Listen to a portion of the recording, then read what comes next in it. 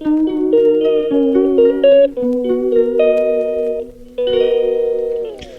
friends, welcome to GK Sports India YouTube channel for the review of the second day's play of the fifth and final test match of India's tour of England at the Oval in London on Friday.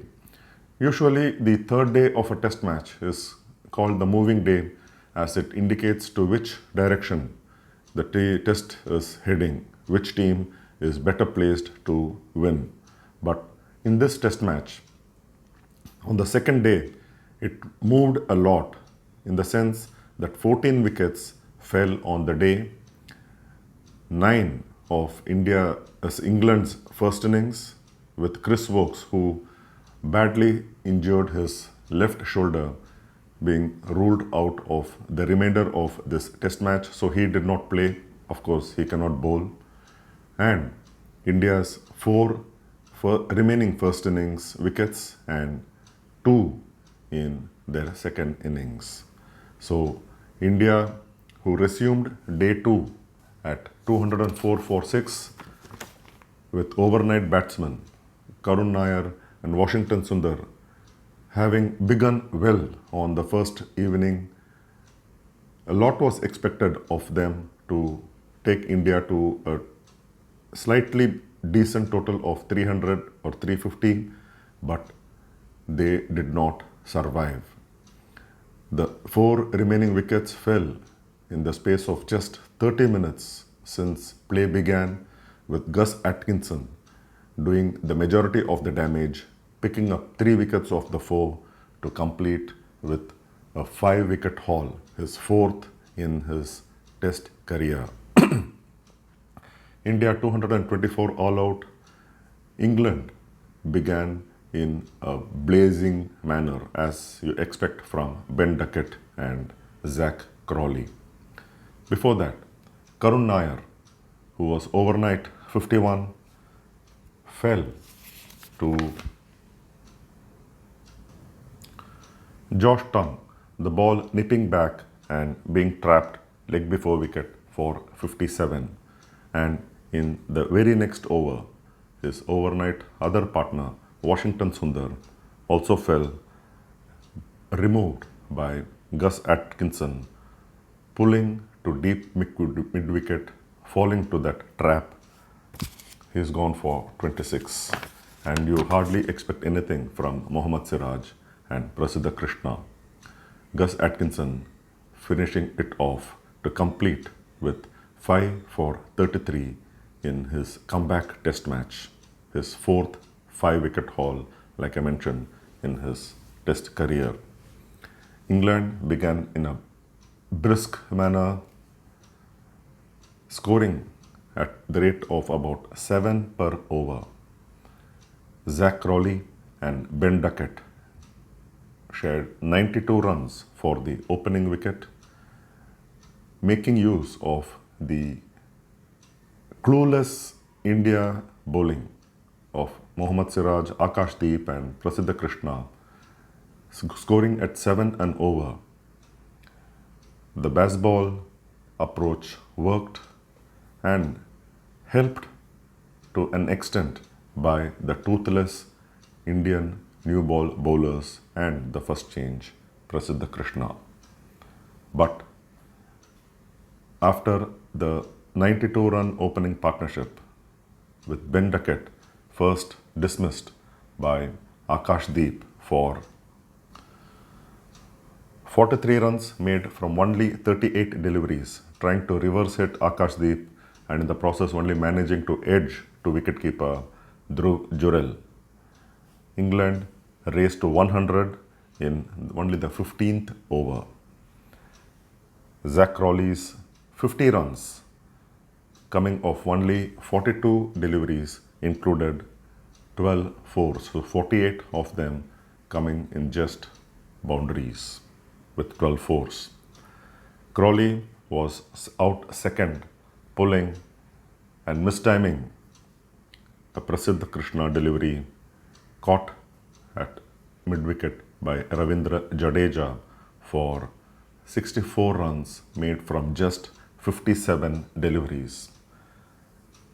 After beginning in a very expensive manner, Prasidh Krishna finally got his length and line correct, and inspired by Mohammed Siraj's spell in which he was bowling wicket to wicket, getting wickets leg before on target, removing the dangerous batsman first, Ollie Pope leg before, with the ball coming in sharply.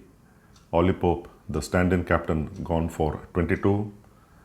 The dangerous fellow, Joe Root, who only in the previous test match reached his 30th test 100.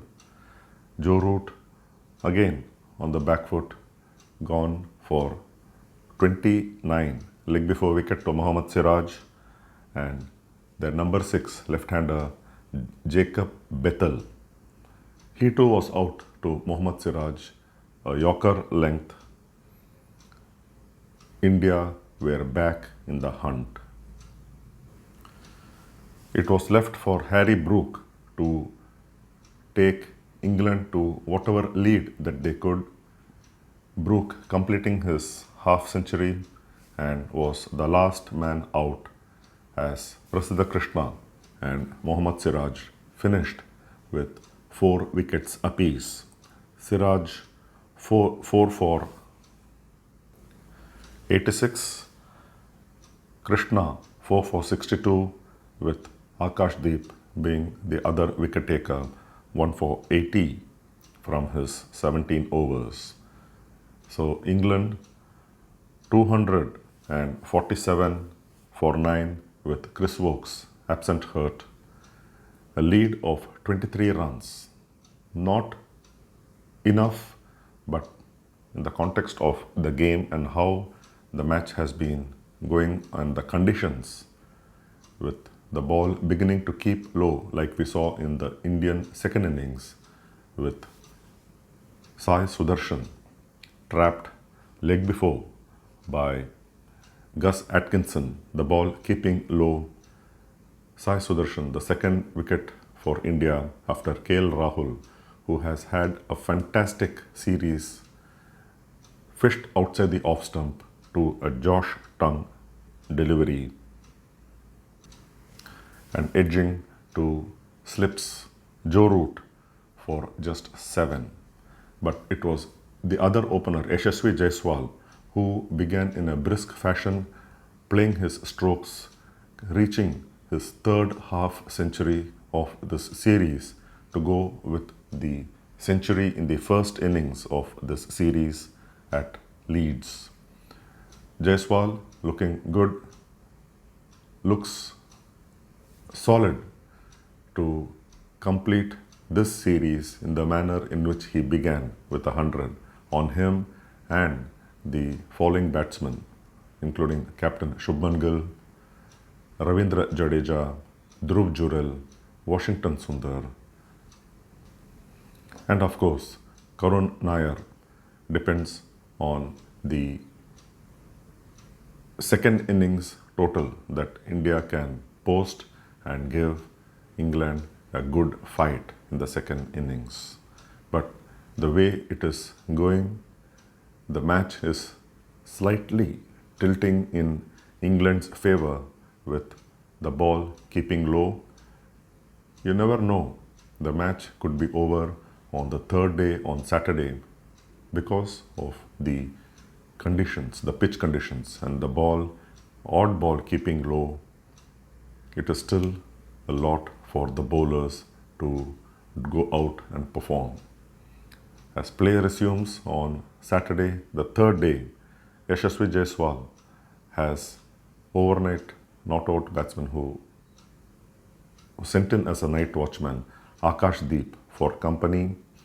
Jaiswal on 51, Akashdeep on 4.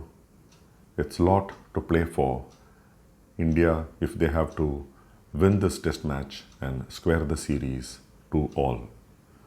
Plenty to look forward to in the 3rd day's play on Saturday. So day 2 was all about India's Prasidh Krishna and Mohammed Siraj bowling and leading India's fight back, not allowing England to run away with a massive first innings lead, and also Yashasvi Jaiswal in the manner in which he played in the second innings with 51 not out, taking the responsibility and having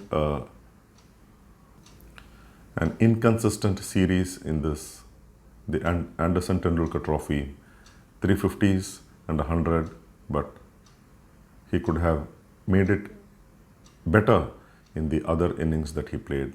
Yashasvi Jaiswal holds the key for India as he has read the conditions, stayed at the wicket, knows how the pitch behaves, and is better placed than the incoming batsman to follow and take on the England bowlers, who are one bowler short, as Chris Woakes has been ruled out of this remaining test match, and they are to do with only Gus Atkinson, Josh Tongue and Jamie Overton, with perhaps Jacob Bethel sharing the other bowlers' responsibilities with his spin bowling. But one main bowler short, it is India who should take advantage of this England handicap and post a total which could be a winning one for them in this test.